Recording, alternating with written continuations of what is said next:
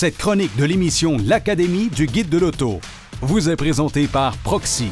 Le Volkswagen ID Buzz est finalement arrivé sur le marché canadien en 2025. Ce véhicule avait été présenté pour la première fois au public en janvier 2017 au Salon international de l'auto de Détroit. La réaction fut telle que Volkswagen a immédiatement approuvé sa commercialisation, mais c'est uniquement en 2022 qu'on l'a finalement vu débarquer pour la première fois sur les marchés européens. 3 ans plus tard, le véhicule est arrivé chez nous en Amérique du Nord, non pas sans être passé par une sérieuse phase de modification pour pouvoir l'homologuer ici en Amérique du Nord. Affichant un empattement plus long que son équivalent européen, l'ID Buzz est offert chez nous en une seule version de lancement. Pour 2025, on nous livre un modèle tout équipé, alors que les Américains ont déjà droit pour leur part à des versions un peu moins luxueuses. 2 déclinaisons mécaniques sont proposées chez nous au Canada, un modèle propulsé qui produit 282 chevaux, sinon une version 4Motion, donc à 4 roues motrices, où on obtient 335 chevaux de puissance. Contrairement aux modèles qui sont commercialisés sur le marché américain, toutes les versions canadiennes ont droit de série à une pompe à chaleur qui permet de minimiser l'impact du froid sur l'autonomie du véhicule.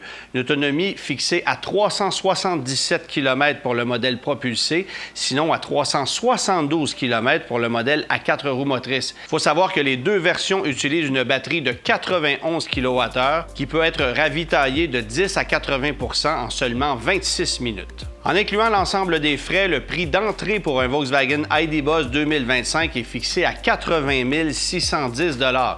Vous ajouterez 5 500 $ pour l'obtention du rouage intégral et les 2 options disponibles sont la couleur 2 tons à 1 500 $, sinon le toit panoramique à 2 000 $, ce qui permet de porter la facture à un maximum de 89 610 $ avant les taxes. Inutile de vous dire que le véhicule n'est pas admissible au crédit gouvernemental de 4 000 $ actuellement offert chez nous au Québec. Cette chronique de l'émission L'Académie du guide de l'auto vous a été présentée par Proxy.